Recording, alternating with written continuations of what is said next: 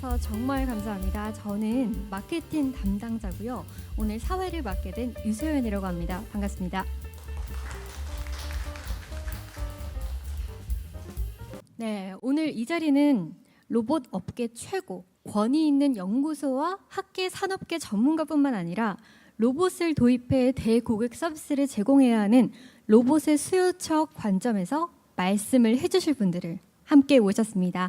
현장의 생생한 의견들이 로봇 산업 발전에 도움이 되리라 믿습니다. 간략히 참석해주신 패널분들을 소개해드리도록 하겠습니다. 바쁜 일정에 참여해주셔서 너무 감사드리고요. 먼저 조영조 위원님은 지능형 로봇 연구단장 및 한국로봇학회 회장을 역임하시고 현재는 한국전자통신연구원 연구전문위원으로 재직 중이십니다. 큰 박수 한 번 더 부탁드립니다. 네. 다음 전세웅 연구님은요. 네, 자리에서 일어나 주시고요. 네, 박수 부탁드립니다.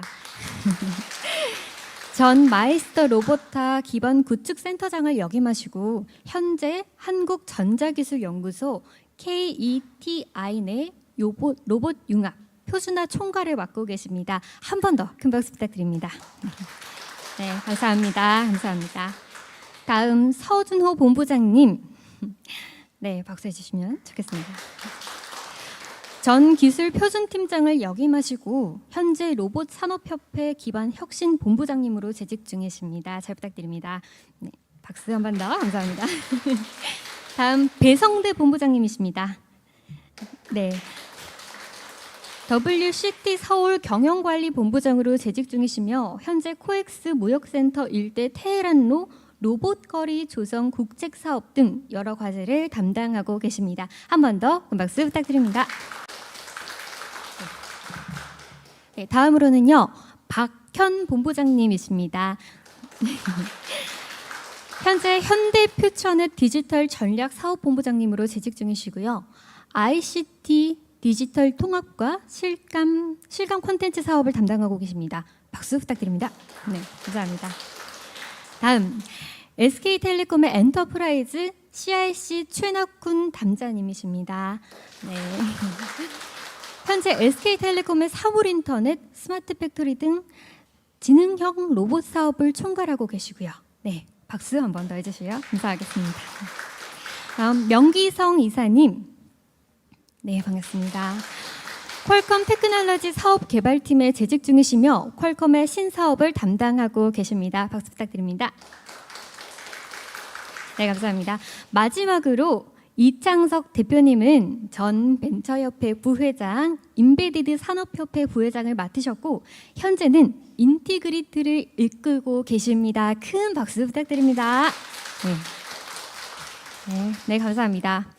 먼저 첫 번째 주제로 그동안 로봇이 활성화되기 위한 조건, 활성화를 위한 방안에 대해 의견을 나누는 시간을 가졌으면 합니다.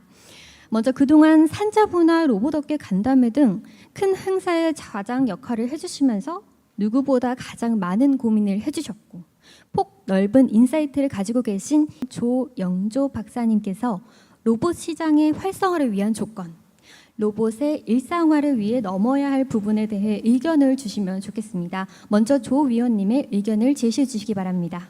예, 감사합니다. 먼저 이 뜻깊은 행사를 업체 주관으로, 그러니까 인티그리티, 그리고 SK텔레콤, 그리고 퀄컴 이런 데 같이 협력해서 이러한 행사를 만들어 주신 데 대해서 큰 감사를 드리고 로봇 전문가의 한사로 큰 감사를 드립니다. 저는 2004년에 한국에서 이제 지능 로봇 관련돼서 그러니까 10대 성장 동력 사업을 막 선정을 했을 때 지능 로봇이 10대 성장 동력으로 만들어지면서 에트리에 지능 로봇 연구단이 만들어졌었어요. 그때 제가 지능 로봇 연구단에 들어가서 전체적으로 ICT에 기반한, 그러니까 네트워크 기반 서비스 로봇 기술 개발, 우리가 URC라고 부르는 거였는데 유비쿼터스 로보틱 컴패니언, 언제나 어디서나 컴패니언, 동반자로 함께하는 로봇을 만들어서 그걸 사업화하는 일들에 쭉 매진을 했었습니다. 제 얘기를 잠깐 드리면 그렇고, 오늘 주제는 제가 그 로봇 시작하면서도 계속 고민해 왔던 문제들이고 많은 로봇 전문가들도 항상 고민한 그 로봇 활성화 방안. 그러니까 특히 왜 이렇게 R&D 투자는 굉장히 많이 했는데 실제 로봇 시장이 이렇게 빨리 안 열리고 활성화가 안 돼 있느냐 하는 것들에 대한 질문, 그 질문에 대해서 끝까지 답을 하기 위해서 많이 노력을 해왔다고 생각합니다. 많은 로봇 전문가들도 그렇게 지금 생각하고 오늘도 이 자리가 그런 것들 고민하는 자리고 어떤 인사이트를 만드는 자리라고 생각을 하고 있습니다. 이 로봇 산업 활성화가 안 돼 있는 부분들은 사실은 서비스 로봇 분야라고 생각해요. 그러니까 우리가 로봇을 분류해 보면은 산업용 로봇, 제조업에서 사용되는 사람 대신해서 이렇게 막 무이나 공장에서 돌아가는 그런 로봇. 그러니까 산업용 로봇이 있고 아니면 제조업용 로봇이라고 분류도 하고 있고 그다음에 서비스 로봇이 있습니다.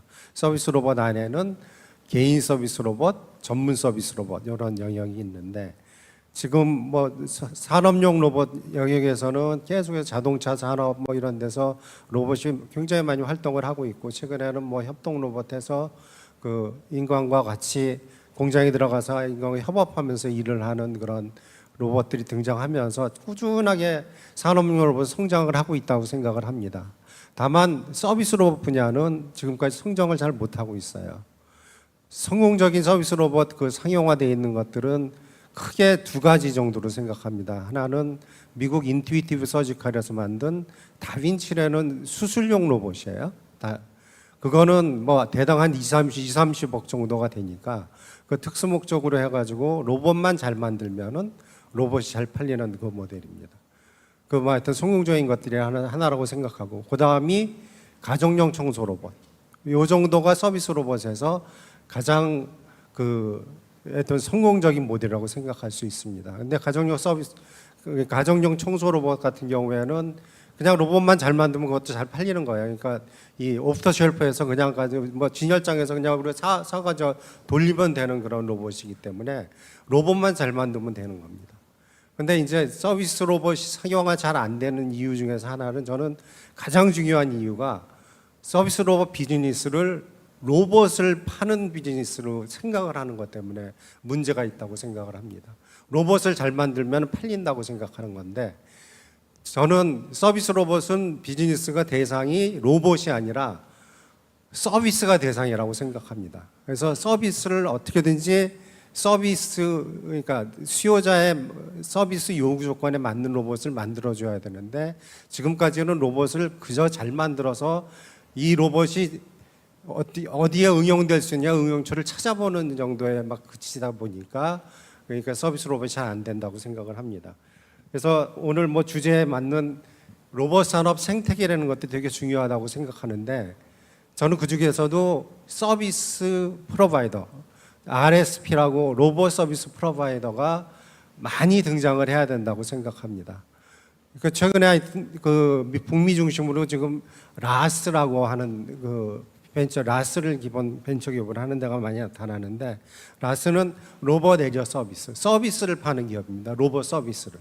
그래서 로봇을 비싼 값을 로봇 수요자한테 직접 맡기는 거 아니라 수요자한테 로봇 서비스를 사용한 만큼 돈을 지불하게 하는 비즈니스 모델을 가져가고 이 라스 사업자는 로봇 메이커하고 결합해서 그러니까 이 소비자의 요구 사항에 맞는 그러한 로봇을 만들어내는.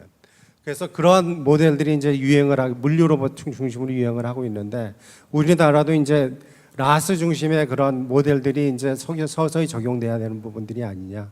그래서 제일 중요한 것들은 로봇 산업 활성화에 제일 중요한 거는 로봇을 파는 게 아니라 서비스를 파는 거다. 그래서 로봇 서비스 프로바이더를 육성하고 그 가운데서 로봇 서비스 프로바이더하고 로봇 업체들이 같이 협업해서 좋은 로봇을 만들어서 좋은 서비스를 그 소비자한테 제공해주는 그런 모델로 가야 된다고 생각을 하고 있습니다. 좀 길어졌습니다. 좋은 말씀 감사드리고요. 저희는 이동통신의 시스템을 구축하는 SI 그리고 또 뭐 플랫폼이나 통신 쪽 솔루션 쪽에 이제 꽤 오랫동안 좀 일을 해왔습니다. 때문에 네트워크나 또 뭐 시스템을 설계하는 부분, 그 다음에 뭐 트래픽을 처리하는 부분, 뭐 VOD나 동영상을 처리하는 그런 이제 인베디드 시스템 쪽도 저희가 이제 같이 경험을 많이 했는데요. 저희가 로봇 업계에 들어온 거는 이제 한 3년, 4년 정도 돼가는 것 같습니다. 역시 정말 대단한 분들이고 참 어렵다. 그동안에 산업용 로봇을 하면서 계측이나 뭐 제어나 인식 쪽 여러 가지 핵심이 되는 그런 기술들은 정말 잘 많이 만들어져 있다고 생각이 됩니다. 문제는 이것들이 이제 아까 우리 조 박사님께서 말씀해 주신 것처럼 이걸 어떻게 서비스로 연결하고 또 이걸 어떻게 서비스를 만드는 분들에게 개발 환경을 제공해 줄 수 있겠는가, 이런 부분이 사실은 좀 공백인 것 같다는 생각을 많이 했습니다.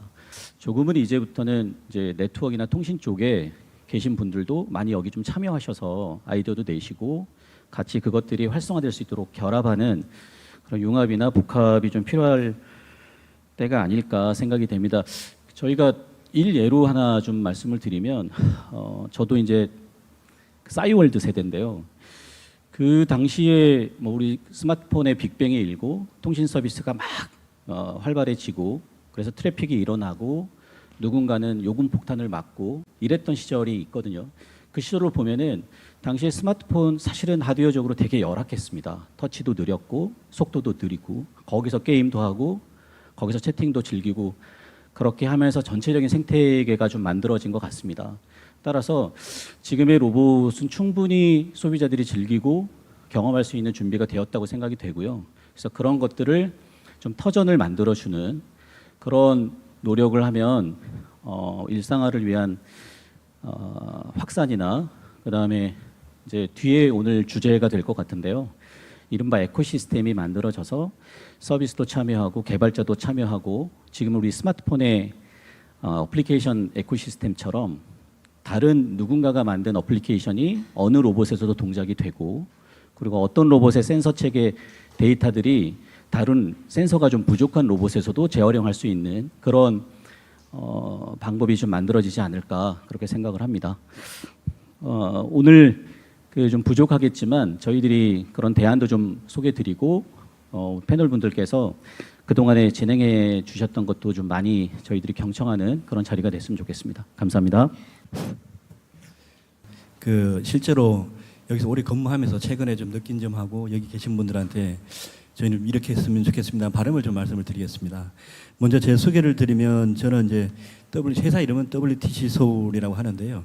지금 현재 그 코엑스몰 그다음에 뭐 전시장 전체 무역센터 자산을 운영을 하고 시설 관리를 하고 있습니다. 그러니까 자산을 운영한다고 하는 게 이제 단순히 뭐 임대료를 받고 이런 문제가 아니고 어쨌든 여기에 이제 많은 고객들이 오셔야 되고 저희가 이제 오신 분들한테 또 질 좋은 서비스를 해줘야 되고 또 명소화를 시켜서 또 더 많은 사람들 오시게 하고 있는 그런 일들을 좀 하고 있습니다.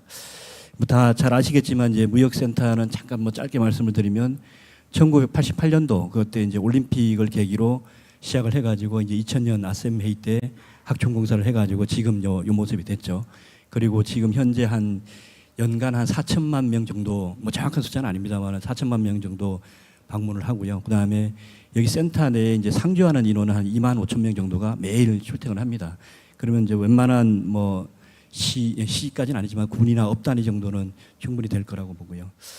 그렇습니다. 그래서 저희도 뭐 다 아시다시피 저희가 여기가 이제 비즈니스하고 관광하고 쇼핑하고 전시 컨벤션이 융합된 이제 복합 공간으로 다들 알고 계시는데요. 뭐 이 부분으로 저희가 지속해서 좀 세계적으로 명소화가 되고 또 여러분들처럼 이렇게 글로벌리하게 마케팅하시는 분들한테 좋은 장을 제공하도록 노력하고 있습니다. 그 좀 저 소개를 마치고 그 뭐 이게 여기 자리에 참석하신 분들 대부분 아시겠지만 저희가 작년에 이제 그 뭐 정확한 명칭이 무역센터가 이제 테헤란 로봇 조성 사업이라 국책 사업에 이제 진행이 되고 있습니다. 이게 이제 우아한 형제들, LG전자, 한국국토정보원 이렇게 이제 컨소시엄을 했는데요. 저희가 거기에 이제 역할은 공간을 제공을 하고 로봇이 돌아다닐 때 운영 활성화를 하는 그런 역할로 이제 컨소시엄을 해서 지금 하고 있습니다. 근데 제가 실제로 이걸 하기 전에 좀 저희 이제 자산을 운영하는 입장에서는 걱정을 좀 했어요. 이제 뭐 다들 내용을 아시겠지만 뭐 기본적인 서비스가 코엑스 몰 매장에서 54층 트레이타워에 직접 주문을 받고 배달을 하는 과정이거든요. 그래서 그 과정에서 특히 이제 엘리베이터를 사용하는 이제 우리 고객들이 있지 않습니까? 입주사분들 그분들이 이게 불편하지 않을까 또 민원이 나오지 않을까 하는 그런 우려도 있었지만 장기적으로 보면 언젠가는 저희도 이제 이 무역센터 전체에 이제 그 뭐 다양한 로봇이 될 거라고 보고 적극적으로 참여해서 이제 운영을 하고 있습니다. 그 부분을 잠깐 소개를 드리고 저희가 느낀 점을 좀 말씀을 드리겠습니다. 그래서 어쨌든 그 작년 그 로봇이 보면 제가 이게 예전에도 사실 지금 별마당 도서관 쪽에 보면 저희가 단품 형태죠. 그러니까 로봇을 이제 이렇게 시연을 하고 근데 그때는 누가 봐도 이제 단순히 호기심 애들이 와서 이게 뭐지 뭐 이제 이 정도 하고 이제 거쳐서 저도 처음에는 그걸 이제 제가 담당을 하면서 이렇게 뭐 했는데 상당히 기대를 했었어요. 이렇게 들리는 걸로는 뭐 대단한 것처럼 이렇게 했었는데 사실 조금 그냥 호기심 정도 수준이었고 이번에도 뭐 크게 그러지 않았는데 실제로 보니까 서비스가 제대로 실현을 하고 특히 이제 지금 보면 한 달에 1,000건이 넘어갔어요. 작년 10월 달부터 서비스를 했는데 처음에는 생소하고 이러니까 사람들이 잘 안 쓰다가 그러니까 배달을 하루에 최소한 50건씩 이상 정상적으로 매장에서부터 출발해서 저기 입주사 층을 다 눌려서 가는데 그러려면 일단은 로봇이 지나가야 되니까 문이 열려야 되고 또 엘리베이터가 몇 층까지 로봇이 또 눌려야 되고 이러다 보니까 저희가 이제 인프라가 이제 뭐 이렇게 좀 준비가 돼야 되는 거죠. 근데 그런 과정을 거쳐서 지금 뭐 그러고 있습니다. 근데 이제 사실 이 시범 기간이 끝나고 이제 또 뭐 이제 2단계로 이제 여기 야외로도 나간다고 하더라고요. 이제 근데 저희가 이게 말 그대로 시범 기간이고 저희 게 아니란 말이죠. 영구적인 게 아니고. 근데 사실 저희가 이거 말고도 지금 현재 쓰고 있는 로봇이 청소 로봇을 한 6개 돌립니다. 이제. 그 실제로 저희는 여기 시설을 운영하고 뭘 하면서 로봇에 대한 사실 수요가 그러니까 뭐랄까요? 로봇을 쓰고 싶은 게 간절하죠. 그 빨리 뭐 이것도 쓰고 화재 예방에도 쓰고 싶고 에너지 절약에도 쓰고 싶고 손님들 오면 안내도 제대로 하고 싶고 뭐 이러는데 사실 그 인력으로 안 되는 부분도 있고 또 뭐 뉴스나 이런 걸 보면 이게 첨단 시대다 그러고 하는데 사실 현장에서 뭘 찾아보면 이게 참 쉽지가 않은 거죠 이게. 그래서 그 매번 또 저희들 혁신도 하고 해야 되니까 그래서 작년에 21년도부터인가 저희가 뭐 로봇을 자꾸 찾아가지고 이제 아마 미국 거하고 어디 독일 거 같은 모델을 쓰는데 이거는 이제 별도로 그쪽에서 간제를 받아가 있었단 말이죠.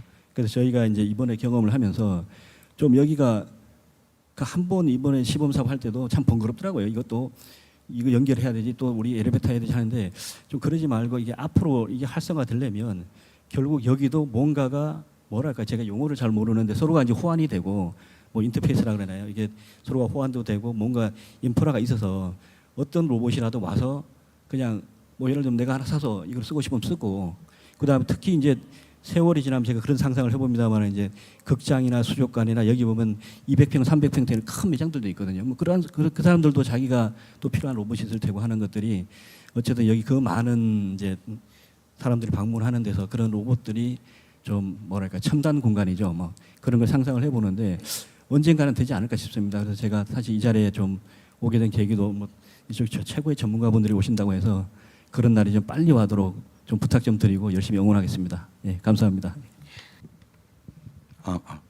안녕하십니까. 현대퓨처넷의 박현입니다. 저도 사실 우리 그 배분부장님하고 이제 같은 산업계의 의견을 좀 달라는 취지에서 제가 여기 와 있는 것 같습니다. 저희 회사 간단하게 먼저 소개드리면 저희 현대퓨처넷은 현대백화점 계열사고요.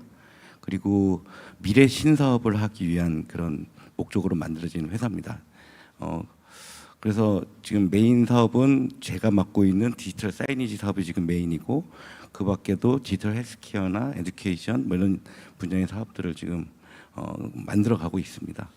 실제로 2년 전에 저희 더현대 서울 그러니까 현대백화점 여의도점 오픈하면서 실제 로봇을 거기 넣고 아직까지도 2년 동안 잘 운영을 하고 있습니다. 저희는 거기에 매달 그 건물주한테 그 운영비를 청구하고 있는데 지금 시장에서 그 테스트라는 개념으로 이렇게 시범 사업이라는 개념으로 로봇들이 굉장히 많은 공간에 사실 들어갔거든요. 그러니까 코엑스에도 들어왔지만 인천공항에도 들어갔고 뭐 여러 가지 그 중요 공간에 테스트 버전의 로봇이 들어갔는데 대부분 다 이렇게 좋은 평가를 받지 못했어요.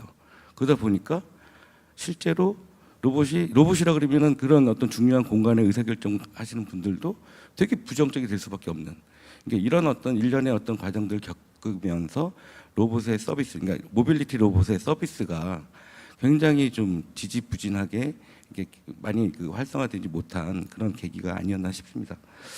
그래서 근데 저는 사실 아직까지도 그럼에도 불구하고 저는 로봇에 대한 가능성을 굉장히 좀 높게 보고 있고, 그리고 좀 빠르면 한 1, 2년 안에 굉장히 좀 의미 있는 성과들이 나올 거라고 생각하고 있거든요.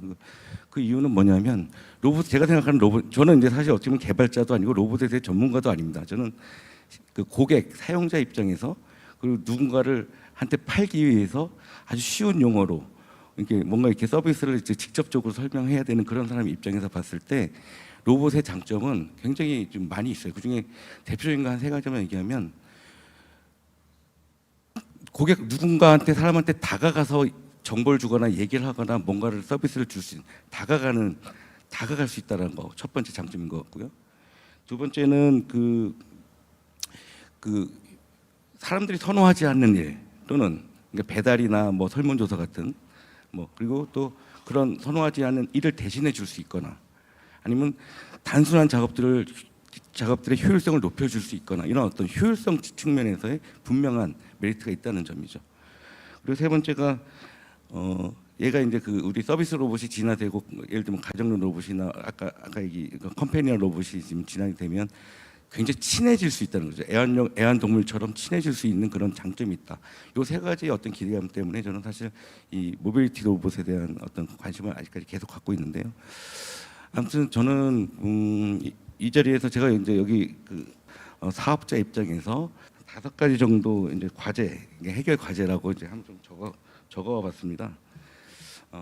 그래서 이 모빌리티 로봇이 진짜 서비스 개발 또는 진짜 시장에서의 활성화를 위해서 뭐를 먼저 해야 될까를 한번 제 입장에서 좀 고민한 걸 좀 얘기 드리면, 첫 번째는 효율성을 담보할 수 있는 그런 로봇이 개발돼야 된다는 거예요.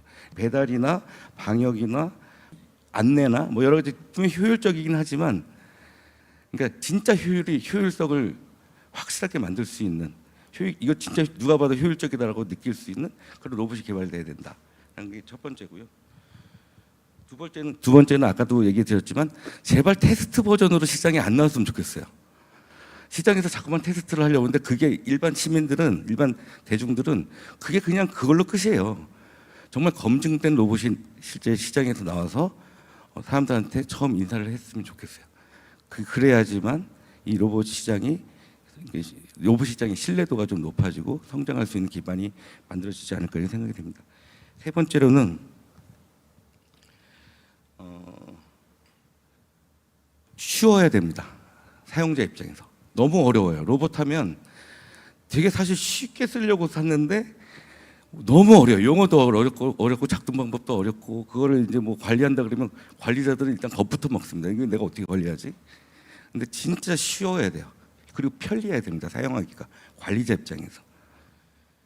그리고 네 번째가 요거는 이제 좀 제가 나름 그냥 개인적인 생각인데, 실시간성이 있어야 된다고 생각합니다. 그러니까 실제로 실시간으로 원격 관제도 되고 실시간 정보를 주고받고 이런 식의 어떤 기능이 로봇에 있어야지만 일반 소비자들의 관심을 받을 수 있을 것 같습니다. 그 이유는 뭐냐면, 소비자들은 벌써 이렇게 핸드폰이나 이런 거에 거의 너무 익숙해져 있고 실시간성이 아니면 일단은 관심을 안 가져요. 그리고 실제 소비자들이 모바일이나 이런 디지털 서비스를 받는 그 내용들을 보면 대부분 다 실시간성입니다. 즉시성. 아주 빠르게 응답해야 되고 아주 쉽게 작동돼야 되고, 그게 실제 지금 현재의 버전의 정보여야 된다는 거죠. 그런 것들이 굉장히 중요하다고 얘기 드리고 싶고요. 마지막으로 저는 이게 제일 중요한 것 같은데, 저도 이제 로봇 회사들 되게 많이 만나봤는데 다들 자기가 최고래요. 자기 회사가 최고고 다른 사람들은 다 문제 있고 자기네 제품이 최고고, 근데 들어보면 다 그거고 별 차별점도 없어 보여요. 근데 왜 그리고 또 로봇을 아는 사람은, 어떤 사람은 나 로봇 알아 그러면 1개 회사, 2개 회사 정도 알고, 어떤 사람은 또 전혀 모르고 이런 정보 공개가 너무 이렇게 폐쇄적으로 일어나고 있다는 느낌이 들어요. 다른 산업에 비해서. 제가 하는 디지털 사이언스 산업에 비해서는 굉장히 폐쇄적이다. 이 분야가. 그리고 자기네들끼리만 알고 있고, 그리고 그러다 보니까 서로 인정도 안 하고, 그러니까 누가 인정해주는 공식 기관이 있는 것도 아니고, 인증이 그 공개적인 어떤 정보 공개도 안 되고, 그런 것들이 사실 굉장히 좀 문제인 것 같다라는 생각이 들어요. 그래서 저는 이제 기술적인 건 잘 모르겠지만, 예를 들면 어떤 그 기술에 대한 공식적인 공증기관, 약간 좀 인증기관에서 공개적으로 인증도 해주고, 그리고 또 기술에 대해서 서로 다 오픈해서 좀 투명하게 정보를 공유하고, 이런 어떤 그런 문화가 이 산업에 이렇게 좀 일반화된다면 굉장히 빠른 속도로 성장할 수 있지 않을까 생각됩니다. 네, 이상입니다. 네, 안녕하세요. 한국전자기술연구원의 전세웅입니다. 제 소개를 잠깐 드리자면은 저는 그 지능로봇 연구센터에서 근무를 하고 있고요. 로봇 관련된 여러 가지 특히 이제 서비스 로봇, 그다음에 지능, 또 어떤 로봇의 통합 관제 시스템에 대해서 많이 좀 관심을 가지고 연구를 하고 있습니다. 앞서 두 분 그 말씀을 되게 뼈아프게 잘 들었고요. 사실 제가 이제 로봇 회사 입장은 아니지만 이 로봇 연구계에서 종사하고 있는 입장에서 사실 그런 고민들을 다 같이 많이 하고 있었어요. 지금 이제 두 분께서는 수요자 관점에서 정말 뼈아프고 되게 진솔하게 얘기를 해주신 거고, 사실 좀 공감을 했던 게 특히 또 로봇 하시는 분들이 되게 다 자기가 최고다라고 얘기하시는 게 사실 그게 맞거든요. 이게 왜 그러냐면은 제 판단으로는 생태계가 조성이 돼 있지 않아서 그렇습니다. 그러다 보니까 이 생태계 전체를 자기가 다 이렇게 커버를 할 수가 있어야 어떤 특정 기술만 이제 최고가 되는 게 아니라 전체를 다 가지고 있어야 이제 로봇 어떤 기업으로 투자도 받을 수도 있고 매출도 발생할 수 있고, 이런 형태의 지금 시장 환경이 조성이 된 것 같아요. 그래서 그러다 보니까 이제 로봇 기술이 사실 이제 보시기에는 거기서 거기다라고 하지만 작은 거 가지고 이제 그 회사의 어떤 주력으로 내세우기도 하고, 이제 좀 그런 점에서 사실 좀 저도 이제 같은 고민을 하고 있습니다. 그래서 이제 사실 그런 고민들을 업계, 그리고 이제 그 어떻게 보면 로봇의 주무부서인 산업부 관련된 뭐 로봇산업진흥원이라든가 이런 로봇 산업진흥기관들이 같이 고민을 하고 있는데요. 그래서 최근에 그 이번 정부 기조로 좀 몇 개를 좀 정책을 좀 말씀을 드리면은 특히 이제 4월에 발표된 산업 대전환 초격차 프로젝트 추진 방안에 다행히도 서비스 로봇이 그 대표 프로젝트로 이렇게 명확하게 명시가 돼 있어서 앞으로 뭐 지난 정부도 그래왔지만 이번 정부에서도 서비스 로봇에 이제 어떤 힘을 줄 수 있는 그런 정책은 기조는 계속 유지를 할 것 같습니다. 특히 이제 저희 그 산업부에서 준비하고 있는 첨단 로봇 조만간 발표될 예정인 첨단 로봇 산업 전략 서비스에서 특히 서비스 로봇이 중점적으로 이제 담길 예정입니다.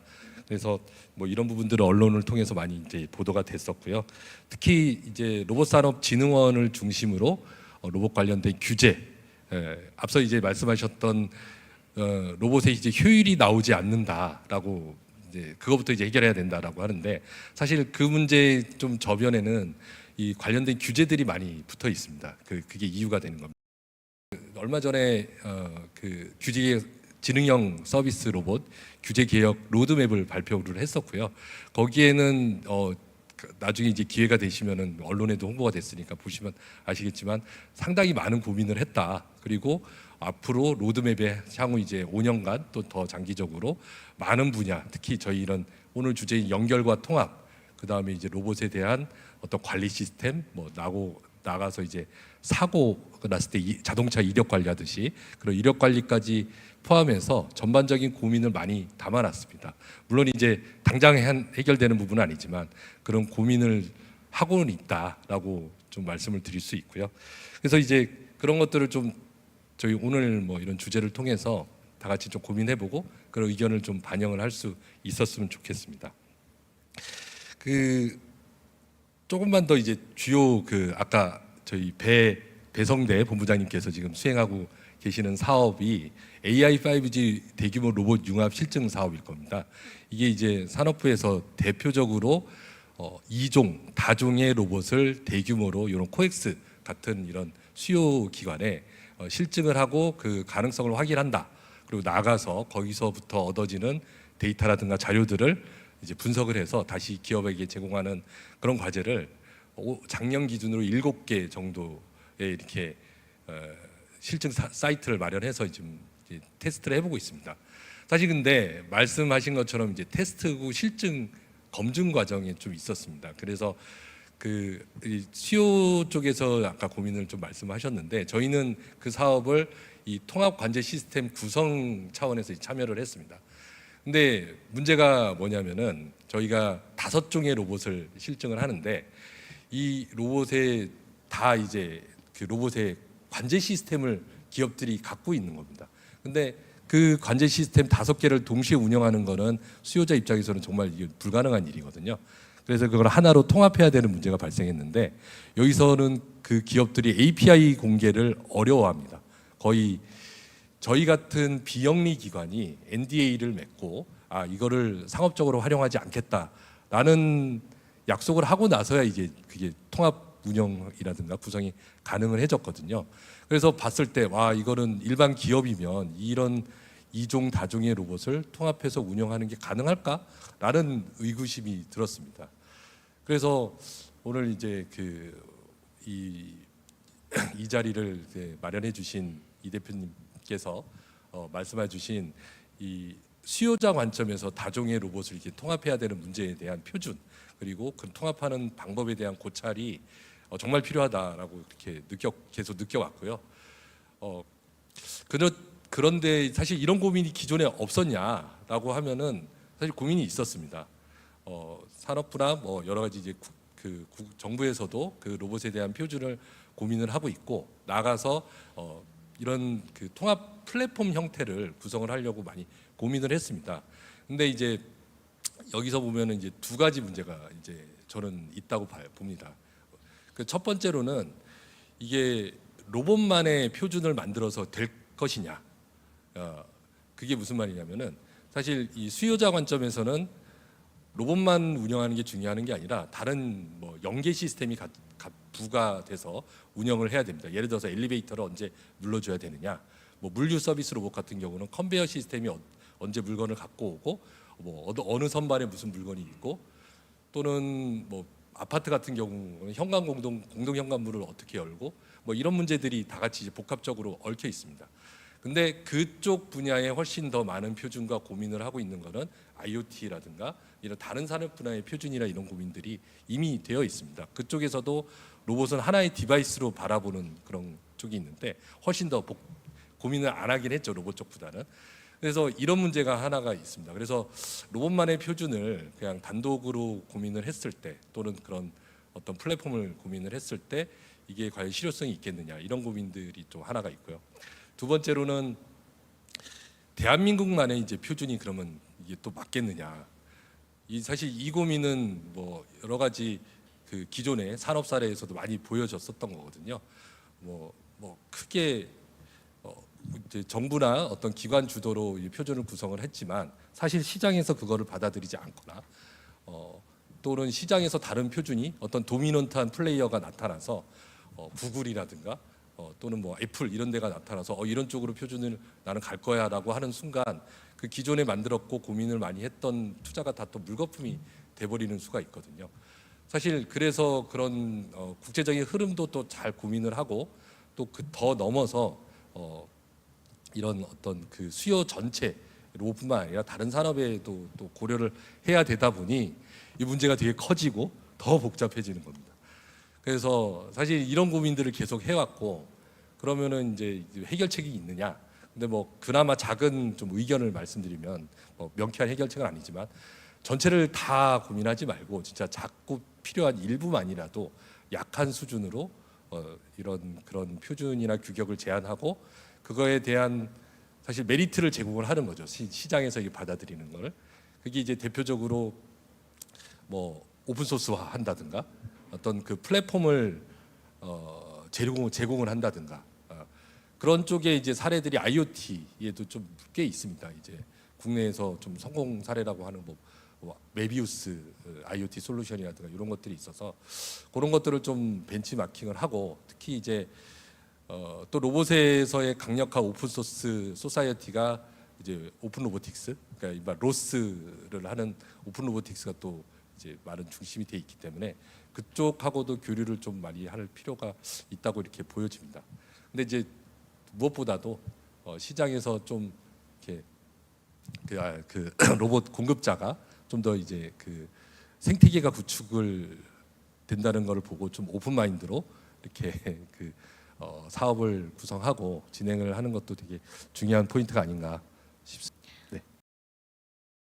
예, 안녕하십니까. 저는 한국로봇산업협회에서 기반혁신본부를 맡고 있는 서준호입니다. 그래서 뭐 저희 협회를 잘 좀 처음 생소하신 분들이 많으실 것 같은데, 저희는 이제 99년도에 이제 설립돼서 지금 한 210여 개사의 이제 로봇 회사를 가지고 있고요. 그래서 대부분이 이제 그 로봇 제조업체도 있고 부품업체, 그리고 요즘에 그 아까 뭐 사실은 오늘 저희가 표준 전문가로 오긴 했는데 워낙 이제 로봇 협회에 있다 보니까 몇 가지 이제 변명 아닌 좀 말씀을 뭐 변명 아니면 앞으로 이제 뭐 변하는 것들을 좀 말씀드리면, 사실상 뭐 대표 아까 그 본부장님이나 지금 말씀하신 것 100% 공감을 하고요. 그래서 그랬던 이유들이 아까 그 박사님도 말씀해 주셨지만 그 전에 이제 그 로봇 제조업체들, 중소업체들이 뭐 제작도 하고 서비스도 하고 뭐 관리 유지 보수도 하고 막 다 이런 형태로 되다 보니까 사실상 그 소비자 입장에서, 쓰는 입장에서 만족할 수 없는 구조였습니다. 이제 대부분 중소기업이었고. 근데 이제 최근에 들어서 저희도 그 회원사 가입하는 거 보면은 그 전에 이제 로봇 제조기업이 아닌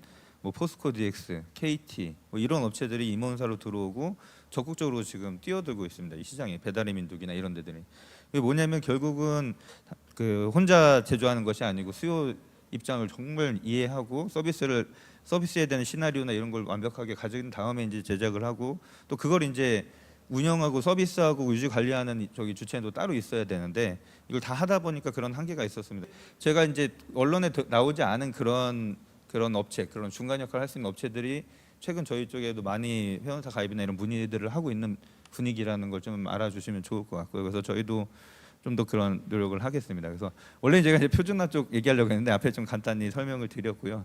그래서 저희 이제 표준 관련해서는 오늘 주제가 이제 뭐 어쨌든 아까 앞에서 데이터나 이제 관제 뭐 이런 부분에 좀 포커싱을 해서 보면은 저희가 이제 정보 지원 사업으로 그 물류 창고에 들어가는 그 거기서 이제 표준화를 하고 로봇을 개발하고 이제 실증하는 사업을 하고 있습니다. 근데 거기서도 이제 보면은 비슷한 문제긴 한데 물류 창고에서 이제 물류 창고 관리 시스템이라는 걸 쓰고 있는데 WMS라고 하거든요. 근데 이게 뭐 다 다양한 겁니다. 그 업체마다 다 다른 형태로 쓰고 있고 다른 뭐 수준도 다 다르고 하다 보니까 거기에 이제 로봇을 집어넣으려고, 원래는 로봇이 뭐 아까 말씀하셨지만 로봇만 따로 관제가 돼서 의미가 있는 게 아니고 그 다른 뭐 컨베이어나 다른 시스템하고 같이 해서 물류가 잘 효율적으로 운영되는 게 중요한데 그게 이제 시스템이 다 그 윗단하고 연결이 안 되는 겁니다. 그래서 저희 과제에서 이제 통합물류협회라는 데를 데리고 와서 어쨌든 그 WMS부터 먼저 표준화를 해야 되겠다. 그게 안 되면 저희가 아무리 밑단에서 표준화를 해도 의미가 없으니까요. 그래서 저희 과제에서는 그런 그 WMS 표준화를 하고 또 밑에 이제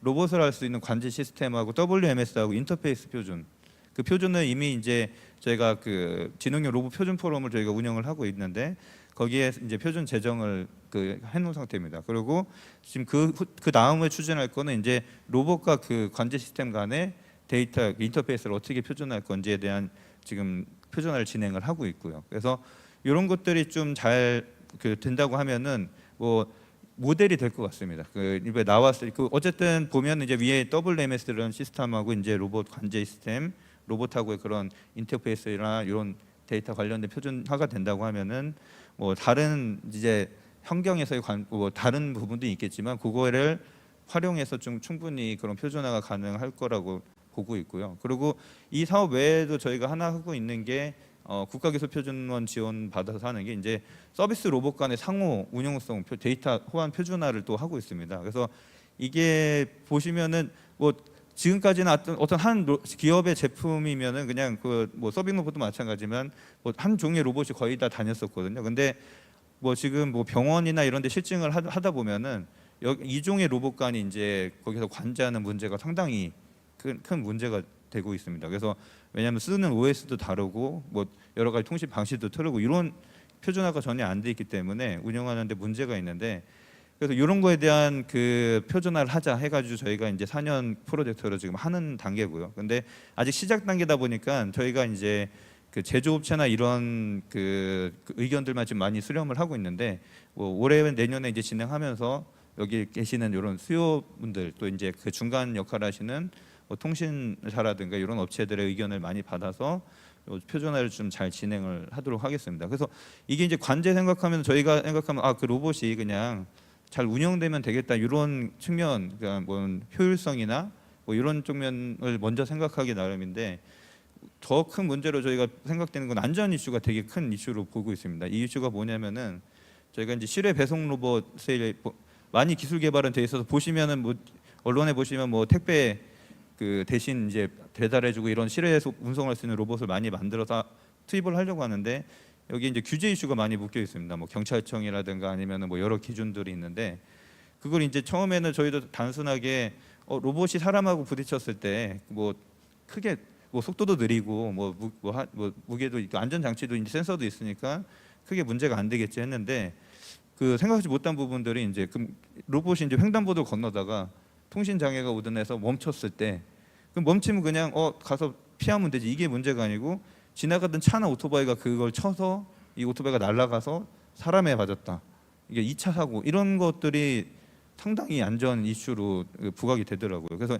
분명히 이제 그 길거리에 그런 로봇들이 많이 다니다 보면 이게 상당히 큰 이슈로 돼도 될 거고, 만약에 이런 문제가 이제 지금 로봇산이 막 커가고 있는 상황에서 그런 뭐 사망 사고라든가 큰 사고가 나게 되면은 정말 큰 그 산업 저의 그 발전 저에 큰 영향을 미칠 거라고 보고 있고, 그래서 이런 그런 그 통신이라는 관제 또 상호 간의 그런 인터페이스 문제가 빨리 표준화가 돼야 된다. 그런 단순 그냥 운용 문제가 아니고, 그런 의견 좀 드릴 수가 있고요. 그리고 표준 관점에서 좀 간단하게 또 말씀드릴 게, 저희가 이제 그 ISO에서 주로 이제 그 이런 표준 로봇 표준을 많이 하고 있는데, 주로 이제 성능 안전 뭐 모듈화 이런 쪽을 하고 있습니다. 그래서 최근에 이런 그 인터페이스라든가 아니면 이런 그 보안 문제 이런 것도 이슈로 좀 올라오고 있는데, 그 아직 그 이런 국내에서 벌써 운영하고 있는데 이제 국제 표준을 만들고 있는 상황이라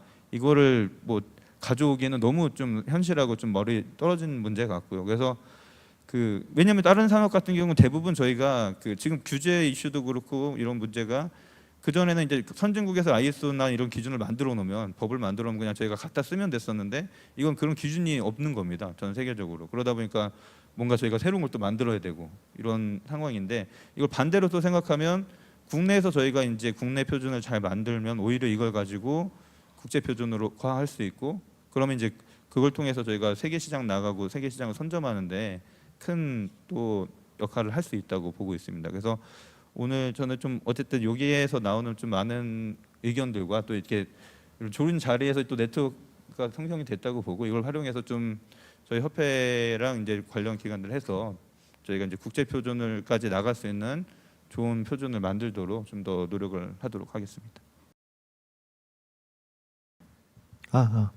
예, 안녕하세요. 저는 SK텔레콤에서 로봇 사업을 담당하고 있는 최낙훈입니다. 그 정확히 제가 하고 있는 업무는 기업을 대상으로 한 AI 기반의 사업을 하고 있고요. 저희 텔레콤이 이제 이동전화 사업을 하면서 데이터를 많이 다루고, 거기서 그 데이터를 기반으로 AI 기술들을 계속 발전시키면서 이걸 어떻게 사업화할 것인가를 고민을 많이 했고, 여러 가지 사업에 AI를 적용하고 있는데 그 중에 하나가 이제 로봇이라고 보시면 될 것 같습니다. 그 저희 회사가 이제 모바일 네트워크 오퍼레이터라고 해서 보통 이동전화 회사라고 하지만, 저희가 지향하는 바는 모빌리티 서비스 프로바이더를 지향하고 있고요. 그 중에 하나의 핵심 사업이 로봇이라고 보고 있고, 여기 서비스 로봇의 활성화가 버티컬 영역에서의 서비스 활성화도 있지만, 아마 나중에 이제 저희가 기대하는 바는 개인이나 가정에도 다 로봇이 하나씩 들어가서 로봇이 기능적인 부분뿐만 아니라 감성적인 부분까지를 채워줄 수 있는 상태가 돼야지만 이제 서비스 로봇이 활성화됐다, 이렇게 볼 수 있을 것 같습니다. 그래서 그 두 가지 측면에서 말씀을 좀 드리고 싶은 게, 이게 기술적인 부분하고 그 다음에 서비스 확장성 측면에서 해결이 돼야 될 부분이 있는데 기술적인 부분은 저는 크게 그 문제는 없다고 봅니다. 실제로 저희가 지금 한 2년 전부터 물류센터에 그 박스 디팔레타이징 로봇을 넣고 있는데요. 즉 그걸 넣을 때도 이제 비전 AI를 적용해서 마치 사람이 박스를 보듯이 로봇이 이제 물건을 집어서 옮기는 작업들을 사람보다 더 많은 양을 하고 있습니다.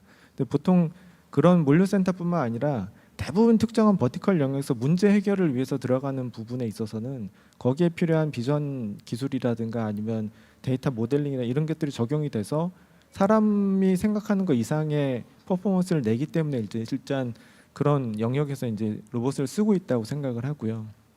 근데 이제 이런 기술들 여러 가지를 다 조합을 해서 하나의 서비스 로봇에 넣으면 저희가 이제 생각하는 말도 할 줄 알고 혼자서 걸어다니면서 여러 가지 서비스를 게이트웨이 역할을 할 수 있는 그런 서비스가 될 것 같습니다. 그래서 기술적인 부분은 상당 부분 많이 올라왔다고 보는데요.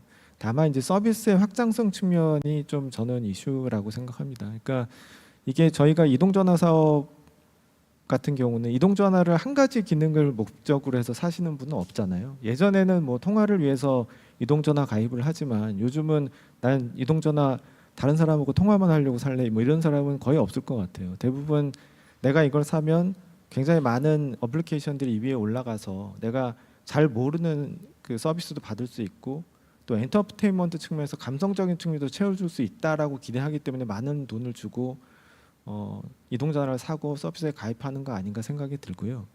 그래서 서비스 로봇도 마찬가지로 제가 보기에는 그 위에 올라가는 확장성이 굉장히 이 서비스의 확대에 중요한 역할을 한다고 보는데 그 이동전화 사업은 처음부터 이제 글로벌리 표준화된 규격을 가지고 디바이스도 만들고 네트워크도 만들고 이 망도 설계하고 그 위에 돌아다니는 데이터들 다 표준화가 돼 있다고 보시면 될 것 같습니다. 그렇게 한 지가 몇십 년이 됐죠. 그래서 실제로 이제 그 통신사업자 입장에서는 단말기 제조사하고 이 단말기가 실제로 제품이 출시되기 전에 충분한 테스트를 거치고요. 또 검증된 기관에서 인증을 받고 그래서 얘가 네트워크에 들어갔을 때 이상한 행동을 하지 않을까 뭐 이런 부분까지 충분히 검증을 하는 절차가 있다면 서비스 로봇이 지금은 이제 몇 대 안 돌아다니기 때문에 그 이 인식이 좀 덜하겠지만 만약에 이 공간에도 한 서비스 로봇 10대가 돌아다니고 있다고 한다면 그 단적인 예로 뭐 자율주행 같은 경우만 하더라도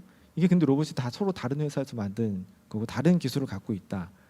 서로 연동도 안 된다. 이러면은 이제 물론 굉장히 그 자율주행을 잘하면 모르겠지만 그래도 아마 굉장히 여기 있는 사람들은 굉장히 불편을 느낄 수 있을 것 같아요. 그래서 근데 아직 이제 로봇의 아주 적은 부분인 자율주행만 하더라도 이거에 대한 테스트를 할 수 있는 테스트베드나 아니면 그 테스트베드에서 검증을 해서 인증을 받는 그런 체계도 충분히 안 돼 있는 부분도 있고요.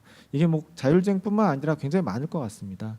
실제로 로봇끼리 서로 통신을 하면서 서로 거리를 조절하거나 아니면 데이터를 주고받아서 서로 고객들한테 서로 다른 서비스를 추가적인 서비스를 제공할 수도 있을 텐데 그런 것도 이제 이기종 간에 로봇 간의 사양도 다 다르고 종류도 다르고 만든 데도 다르다 보면 그게 이제 서비스 프로바이더 입장에서 보면은 이게 고객들한테 충분히 이제 확산시킬 수 있는 여건이 안 될 수가 있는 거죠. 그래서 저는 이 부분은 하나의 통신 사업자나 아니면은 로봇 개발자가 할 수 있는 부분은 아닌 것 같고요.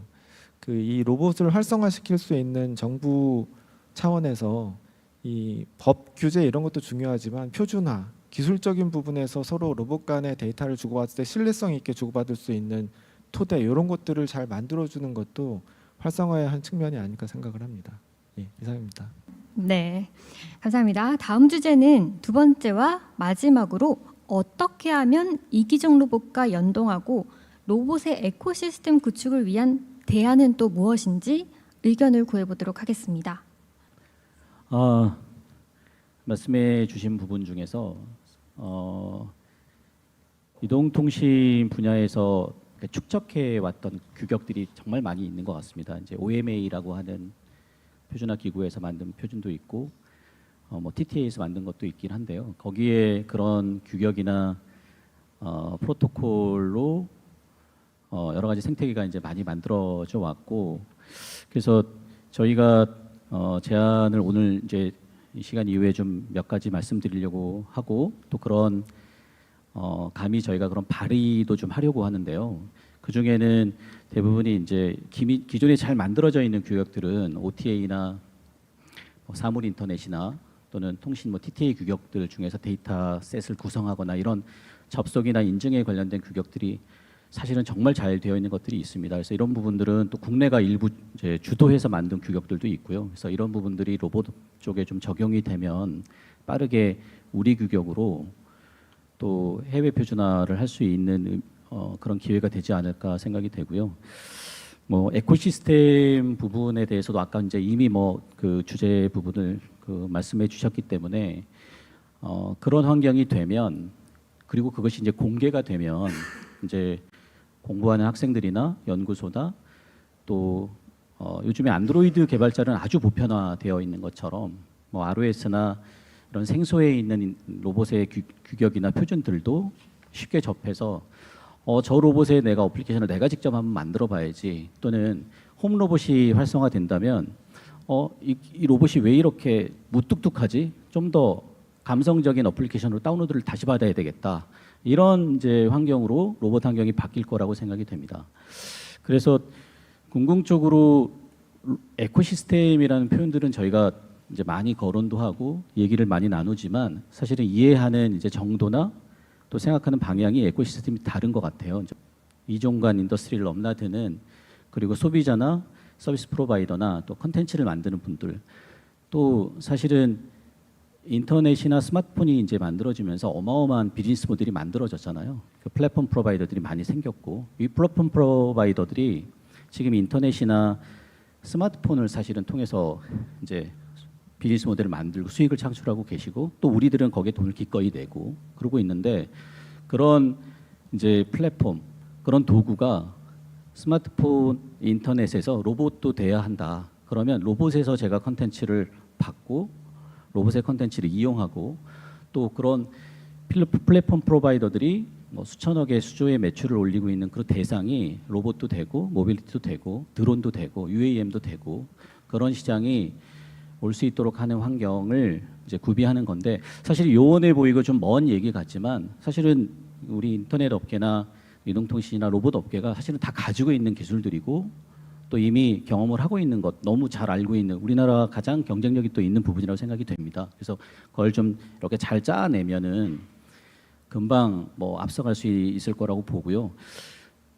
저희가 그 퀄컴, SK텔레콤 저희가 이제 한 2년 정도 이 부분을 나름대로 고민도 하고 또 준비도 하면서 몇 가지 대안을 또 만든 것도 있고 그렇게 해서 그걸 업계에 소개드리고 이게 공개도 하고 잘 활용할 수 있다면 사실 이 기술이 또 퀄컴 같은 경우에는 또 글로벌 사업을 하고 계시고 결국은 그런 것들이 이제 AP 어플리케이션 프로세서에 인베디도 되고 어떤 플랫폼으로 작용할 수 있다면 지금의 이제 스마트폰의 생태계처럼 도미넌트한 그 어플리케이션 프로바이더가 많이 이렇게 끌고 가는 시장이시잖아요. 그래서 그런 부분으로 이제 글로벌 표준화도 좀 될 수 있을 거라고 보여지고요.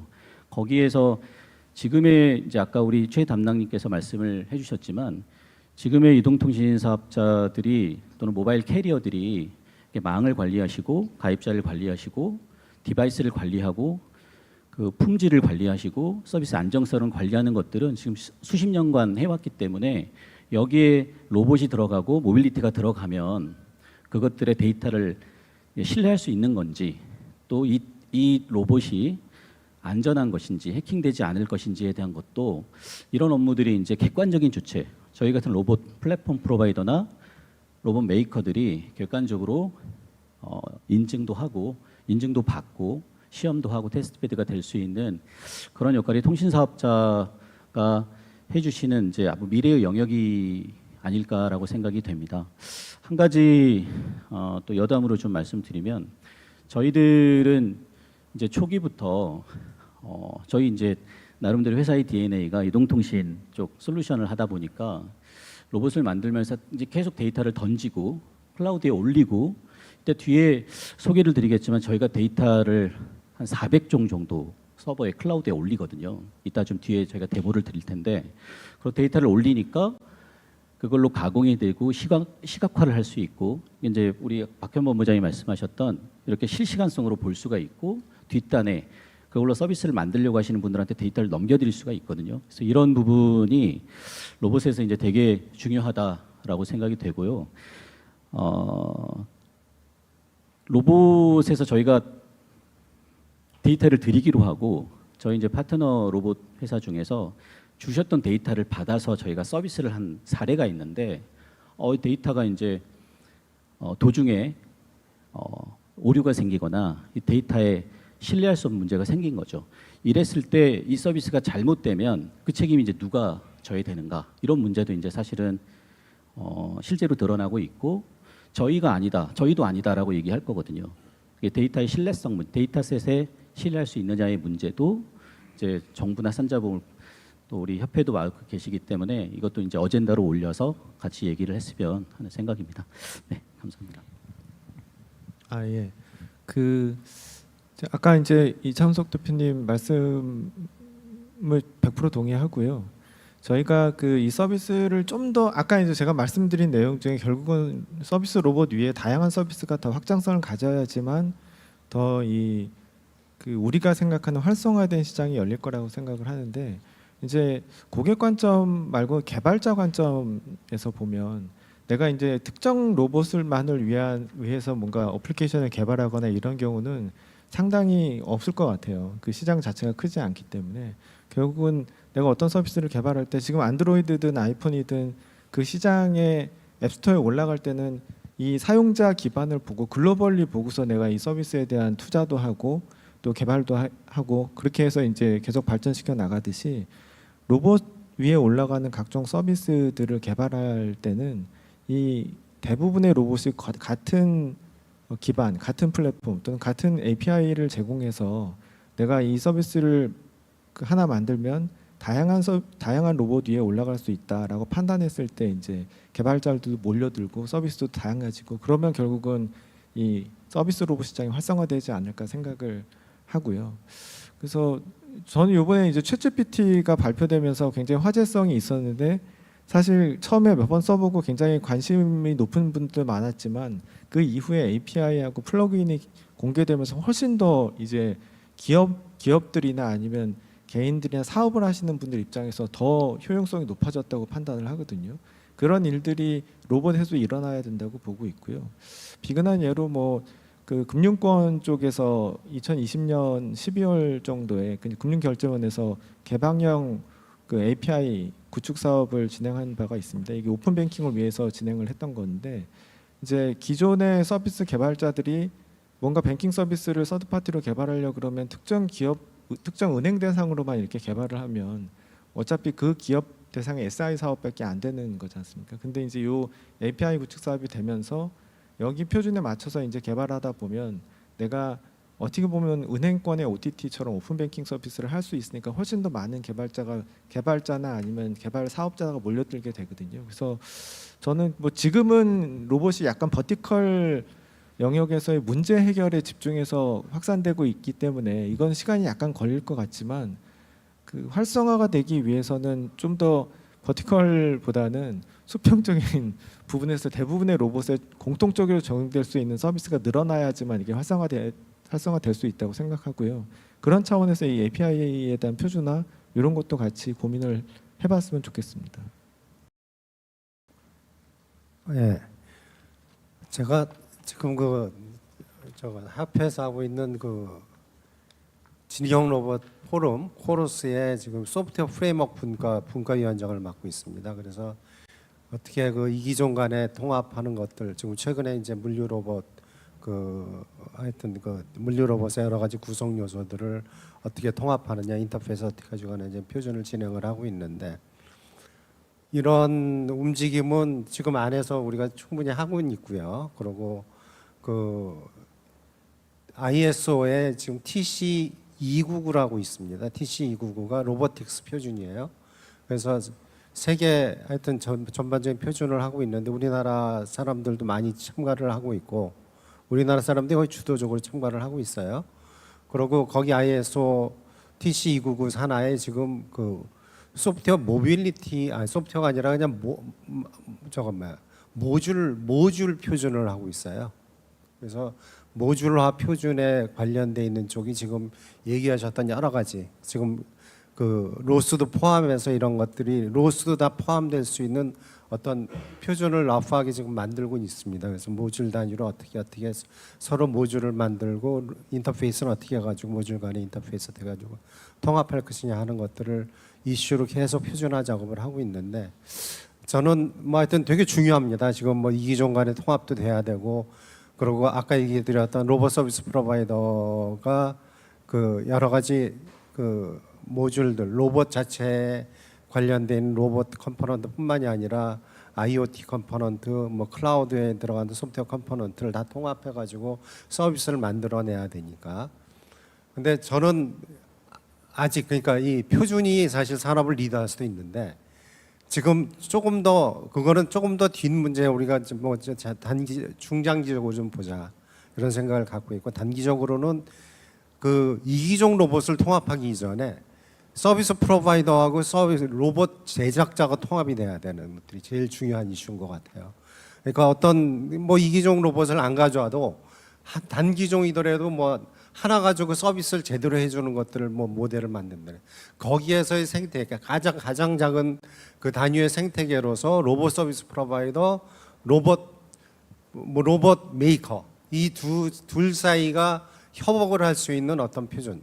그래서 로봇 서비스 프로바이더는 그러니까 소위 그 로봇 서비스 플랫폼을 갖고 있고 그 로봇 만드는 데는 로봇 메이커는 로봇 자체 플랫폼을 어떻게 활용할 수 있느냐의 API를 제공해 줄 수 있는 그거를 서로 뭐 지금 여기서 하시듯이 그러니까 아는데 뭐 수식적인 결합이 될 수도 있는 부분들인데 그게 지금 현재 더 시급하다. 그리고 서비스가 잘 되는 데를 잘 파악을 해가지고 거기에서 그 서비스가 뭐 비즈니스의 비즈니스 모델을 만들어서 가능성이 있는 것들을 하면은 로봇 업계와 서비스 프로바이더끼리 통합하는 문제를 먼저 신경 쓰자. 그게 되게 중요한 문제라고 생각해야 돼. 그래서 그 로봇 메이커하고 협업할 때 그 인터페이스 표준이나 플랫폼 표준 같은 것들을 어떻게 활용하느냐에 좀 더 집중을 해주셨으면 좋겠다는 생각을 해요. 네, 좀 전에 우리 조 박사님께서 말씀해주신 부분에 대해서 제가 의견도 드리고 공감하고 있는데요. 의견도 좀 드리겠습니다. 일예로 좀 다른 부분에 예를 들면서 말씀을 드리겠습니다. 저희가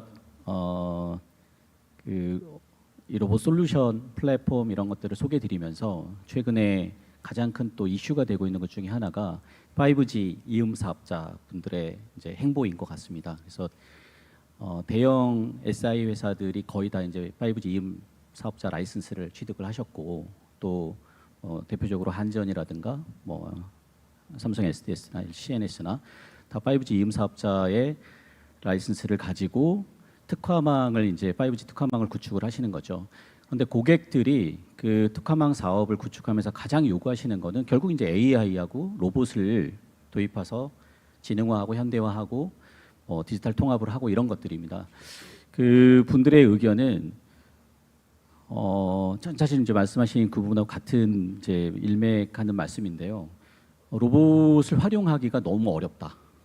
그분들이 사실은 HP의 오라클의 IBM의 그런 서버 중대형 시스템들을 이렇게 마음대로 주무르시는 분들인데도 불구하고 로봇들이 그런 API나 그걸 가지고 서비스를 연결시켜 주는데 너무나 사실 좀 안 돼 있는 부분들이 많다. 그래서 그것들을 새로 정의해야 되고 하다가 끝나고 나면 이쪽 로봇 하니까 또 다시 해야 되고 이런 부분들을 이제 정말 토로를 많이 하시는 것 같아요. 이제 이 부분의 문제는 로봇 업계하고 이제 다시 통신 업계 또는 SI 업계가 커뮤니케이션을 좀 많이 하면 제품의 개발 단계에서부터 좀 고려하면 좋겠다는 생각이고요. 그래서 그 부분에 일이 있고 또 그 부분이 로봇의 SI 즉 로봇을 가지고 로봇 서비스를 만드는 그 갭이 지금 상당히 크고 그걸 연결해야 되는 방법이 있어야 되는데 저는 이제 이게 잘 되면 장기적으로는 그런 방법의 일들이 그런 작업들이 거의 없어져야 이제 활성화되는 정상화된다라고 생각이 됩니다. 그래서 저희도 이제 그걸 작게나마 기여하고 또 그 규격이 있다면 저희도 오픈을 하려고 하고요. 다른 기업, 로봇 기업들도 같이 참여를 해서 SI 기업들이 많이 로봇을 활용할 수 있는 그런 여건을 좀 같이 만들었으면 하는 생각입니다. 네. 그동안 좀 생각하고 있는 거를 좀 몇 가지 말씀을 드려보겠습니다. 네. 네. 제가 그럼 또 이어서 그럼 간단하게 짧게 네네네. 그래서 그런 걸 했을 때 이게 저는 이제 사실 산업부가 로봇 주무부서긴 한데 산업부만 가지고는 좀 어렵습니다. 왜냐하면 통신이라든가 이런 부분은 아무래도 과기정통부가 그에 대한 노하우가 많고 하니까 좀 이제 본부처 협력 차원이라든가 좀 나가서 건설이라든가 이런 것들을 국내 아파트는 되게 이제 해외 여러 로봇 전문가들도 말씀하시는 게 정말 좋은 로봇 테스트 환경이고 로봇 수요 환경이다. 국내 밀집된 아파트 같은 경우는 규격화돼 있고 그래서 그런 뭐 나가서 이제 뭐 국토부라든가 이런 좀 본부처 차원에서 협력을 해서 그런 이런 이 통합과 같이 고민하는 거를 같이 했으면 하는 의견입니다.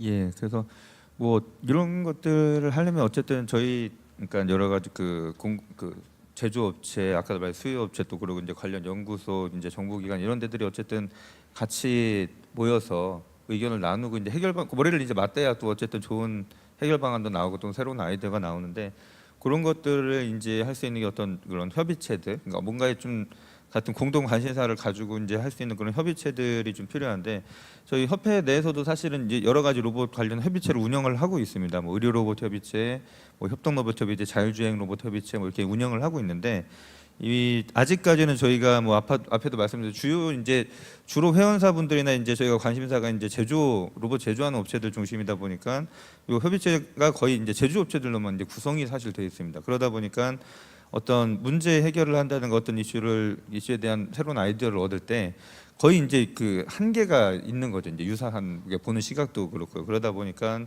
그런 면이 있었는데 오늘 이제 그럼 여러 말씀들 듣고 이제 생각해 보면은 좀 이런 지금 우선 구성되어 있는 이런 협의체들을 좀 더 활성화하고 좀 규모를 키우려면은 좀 다양한 관련된 그런 기관들 뭐 수요업체들 이렇게 다 통합해서 뭔가 같이 힘을 합쳐서 문제를 해결할 수 있는 그런 형태로 좀 저희 협회에서 협의체를 좀 더 키워야 되겠다. 그러면서 또 새로운 이슈를 발굴하고 해결하고 그래서 이제 로봇 산업 키우는데 좀 그런 역할을 해야 되겠다는 생각을 좀 오늘 좀 해봤습니다. 좀 그런 역할을 앞으로 저희 협회도 할 테니까 좀 앞으로도 좋은 의견들 계속 주시고 하면은 적극적으로 좀 추진하도록 하겠습니다. 네, 협조적이셔서 너무너무 감사드립니다. 질문 있으실까요? 말씀해 주시면 감사하겠습니다. 오늘 로봇 기업들 주가가 조금 오르고 있더라고요. 아마 이 자리에 영향이 조금 있지 않았을까 싶은데, 근데 지금 로봇이 많은 관심을 갖고 있고 이제 기존에 하던 로봇 업체들뿐만 아니라 이제 대기업들도 이제 속속히 이제 로봇 관련해서 이제 투자를 진행하고 있고 이제 많은 사업을 진행하고 있는 부분으로 알고 있습니다. 그런데 이제 기업 입장에서는 이제 로봇을 활용해서 마진을 남기는 되는 부분이고 소비자 입장에서는 이제 로봇을 사용해서 효용을 얻을 수 있으면은 이제 윈윈이라고 생각되는 부분인데 현재 이제 로봇 산업에서 제일 화두가 되는 부분이 이제 조금 현재에서는 미래에는 이제 표준도 중요하고 이제 향후 더 중요한 과제들이 서플라이 체인뿐만 아니라 이제 더 많은 과제가 있겠지만 현재에서는 이제 가장 많이 관심 갖는 부분이 이제 가격 경쟁력이 아닐까 싶습니다. 그렇기 때문에 이제 중국산 로봇 이렇게 많이 관심을 갖고 계시고 한국에서도 이제 로봇 기업들이 사업을 영위하는 부분이 대부분 이제 중국 로봇들이 이미 경쟁력을 가지고 있지 않는 부분인가 싶은데 이 상황에 대해서 이제 어떻게 생각하시는지와 향후 이제 가격 경쟁력을 넘어서 한국 로봇 기업들이 이제 글로벌리 나아갔을 때 이 점을 가지고 있으면은 해외 이제 전 세계에서 조금 경쟁력을 가질 수 있는 부분이 어떤 쪽 역량을 강화시키면 되는 부분일까 조금 혹시 같이 고민해 주셨으면 좋을 것 같아서 질문드립니다. 혹시 간단하게 답변해 주실 수 있을까요? 네. 제 의견 뭐 해가지고 요새 뭐 우리 딜리버리 로봇 되게 많이 한다고 하는데 딜리버리 로봇이 80%가 그 중국산이잖아요. 푸드 로보틱스에서 서플라이하고 국내 그 VD 컴퍼니인가가 로봇 공급하는 그런 체계로 가지고 있는 것들이 지금 80%란 말이죠. 그러니까 딴 데는 가격 경쟁이 안 돼서 못 하는 거예요, 거의. 그래서 뭐 지금 LG전자 뭐 포함해 가지고 여러 군데 나오지만은 가격이 도저히 안 맞아요. 그렇듯이 그러니까 서비스 솔루션들을 잘 만드는 게 되게 중요할 것 같아요. 저는 지금 현재 규격화돼 있는 부분들로 보면은 중국산을 다 당해낼 재간이 없어요. 그 규격화돼 있는 것들이 지금 현재 그 딜리버리 로봇도 다 규격화돼 있잖아요. 그리고 청소 로봇도 규격화돼 있어도 청소 로봇도 지금 아시지만은 뭐 청소 로봇도 중국산들이 거의 다 판을 치고 있고, 그래서 로봇 메이커들이 되게 힘든 상태로 돼 있다는 걸 알고 있어요. 그래서 제가 아까 계속 말씀드렸지만은 서비스 쪽에서 승부가 난다 이거죠. 서비스 로봇은 서비스가 너무 단순하잖아요. 지금 하는 뭐 오프더 쉘프에서 사가지고 오는 것들은 너무 단순해요. 근데 서비스를 제대로 개발을 해가지고 그 서비스의 목적에 맞는 그 부가가치 있는 로봇을 그 로봇 업체가 개조해가지고 그렇게 집어넣어주는 것들로 어프로치를 해야지 우리나라 로봇 산업 경쟁력이 좀 살아나는 거 아니냐. 그리고 저는 정말 한 가지 말씀을 드리면 이 기회를 통해서 로봇 산업은 후방 산업입니다. 그러니까 로봇 산업이라는 말 자체가 뭐 존재하지 않을지도 몰라요. 서비스 로봇은 해당되는 서비스 영역의 사업입니다. 전방 사업이. 전방 사업이 잘 돼야지 후방에서 그걸 서포트 해주는 것다라고 생각을 합니다. 로봇 자체로 사업을 하려고 생각하면은 전부 다 큰 코를 다칠 거라고 생각을 하고 있습니다. 네, 말씀 너무 감사합니다. 그리고 오늘 열띤 토론을 해주신 모든 패널 분들께 감사드리고요. 오늘 자리가 그동안 로봇 산업의 발전을 위해서 각자 분야에서 수고해주신 모든 분들께 감사의 말씀도 또 함께 드리면서 수요처 현장의 생생한 목소리, 또 조금 다른 관점에서 제언드린 의견들이 로봇 산업 발전의 작은 씨앗이 메아리가 될 수 있기를 바라면서 마지막으로 패널 한 분씩 코멘트를 부탁드릴 텐데요. 이렇게 이 대표님부터 차례대로 순서대로 이렇게 해주시면 감사하겠습니다. 시간이 많이 가서 빨리 짧게 말씀드리면 너무 오늘 그 초대에 응해주셔서 감사드리고요. 아까 협의체 준비를 말씀해 주셨는데 아까 말씀 5G 이음 사업자, 건설사, 또 아까 말씀 다른 정부 부처 그 과기정통부도 같이 그 이슈를 좀 만들었으면 하고요. 그리고 기존의 그 표준화를 위해서 지금 이미 진행하고 있는 부분을 저희도 잘 알고 있는데 그분들의 노고도 이제 또 감사드리는 말씀 제가 잊은 것 같아요. 그래서 그분들도 같이 협의체에 참여해서 자리를 좀 만들어 주시면 열심히 활동하도록 하겠습니다. 네. 로봇과 관련된 이런 뭐 제품이든 서비스든 기술이든 용어가 너무 어려워요. 진짜. 저는 사실 이거를 가지고 누구한테 저보다 훨씬 더 단순한 분들한테 팔아야 되는 입장에서 보면 너무 어려워요. 그래서 용어를 조금 쉽게 항상 이게 서비스를 개발할 때 그리고 진짜 그 서비스가 사람들한테 먹히려면 용어부터 그러니까 좀 생각을 좀 바꾸고 좀 쉽게 접근할 수 있게 그렇게 좀 해주시면 감사하겠습니다. 네. 저는 사실 지금 로봇이 어떤 고민을 하고 있고 하는 것을 많이 공부를 하는 좋은 기회가 된 것 같습니다. 그리고 저희 이제 수요처 입장에 다시 한번 말씀을 드리면 사실 저희도 여기 공간을 잘 활성화시키고 서비스하기 위해서 많은 돈을 투자를 하고 있거든요. 근데 늘 고민하는 게 뭐 다들 어디나 회사나 마찬가지 혁신이거든요.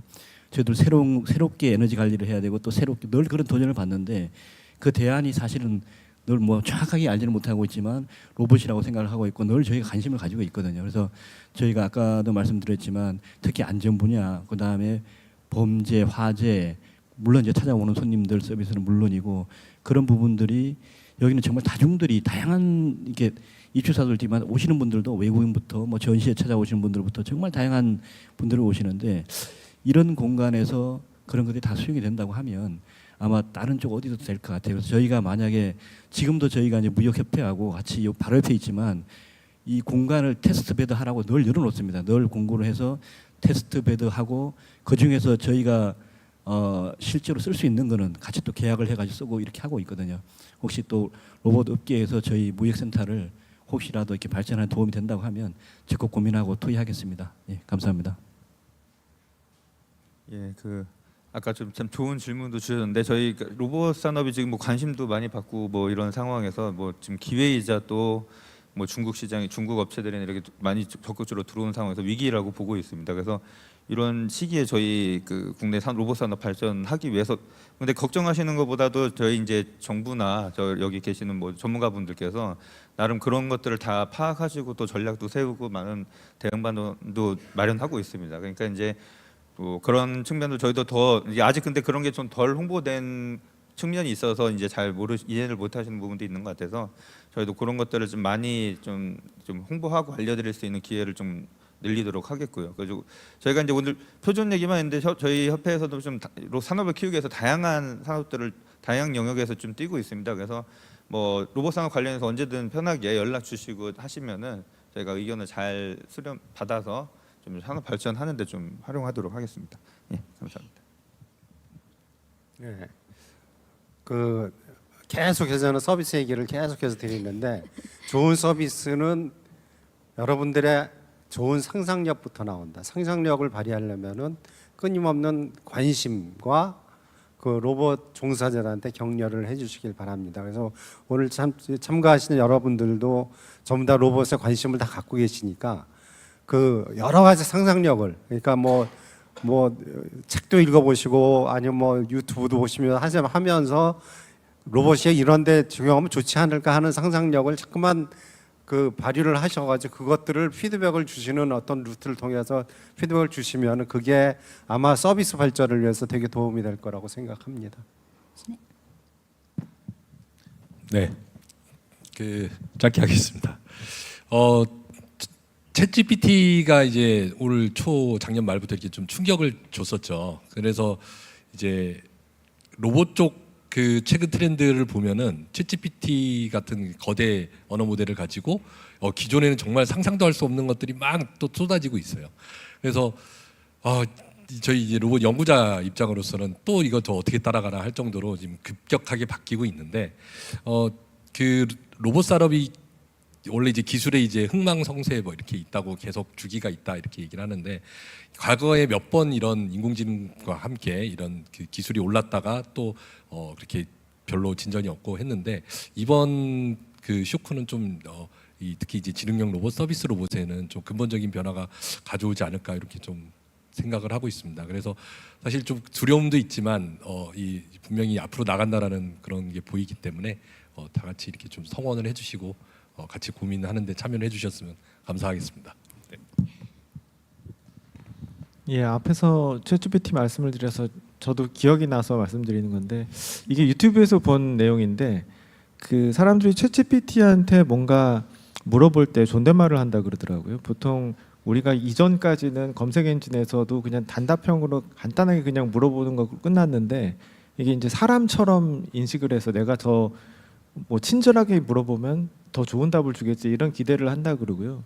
이 말씀을 드린 이유가 그 사람들이 생각보다 사람과 대화하는 것 이상으로 기계와 대화하는 것을 좋아한다는 걸 확인할 수 있었고 그래서 서비스 로봇이 앞으로 말을 하게 되면 지금보다 훨씬 더 그 다양한 서비스를 제공할 수 있지 않을까 하는 기대도 돼서 저는 기술적인 트리거 포인트가 한번 딱 넘은 거 아닌가 하는 생각도 듭니다. 그래서 앞으로 요거 관련된 이 LLM 관련된 뭐 개발자분들이나 사업자들이 좀 더 로봇 업계와 밀접하게 함께 상품을 만들어 주시면 뭐 저희 같은 서비스 프로바이더가 또 좀 더 서비스 로봇을 확산시킬 수 있지 않을까 하는 기대를 하고 있습니다.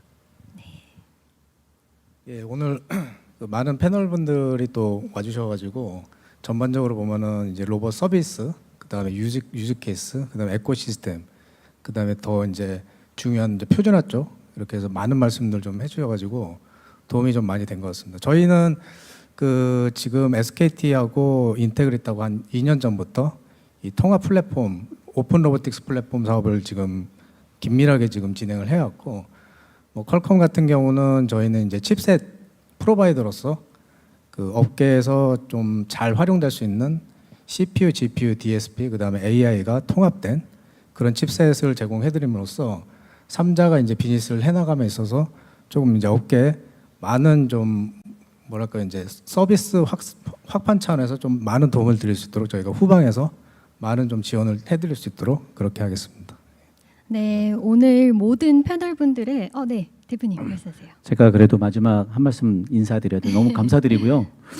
조금 전에 제가 잠시 힐끗힐끗 봤던 게 그 유튜브 라이브 중계 채널에 들어오신 분들 몇 분이나 제가 봤는데 피크로 1,350명 정도 찍은 것 같습니다. 그래서 그 저희가 홍보를 많이는 못했는데 그래도 관심 많이 가져주시고 패널 훌륭하신 분들을 모셔서 조회수가 올라간 거 아닌가 생각이 되고요. 오늘 또 그 함께해 주신 분들 또 감사드리겠습니다. 네. 네, 모든 패널분들께 또 제가 다시 한번 감사 인사 전해드리고요. 이렇게 여기까지 일부 행사를 마치고요. 잠시 후 3시부터 시작될 세미나 행사 때 뵐 예정입니다. 우리 패널분들께 큰 박수 한번 부탁드리겠습니다. 네, 너무너무 감사합니다. 너무너무 귀하고 소중하고 좋은 시간이었습니다. 행사장 밖에서 기술 시연이 있으니까요. 끝까지 함께 해주시고 2부 때 만나면 좋겠습니다. 감사합니다.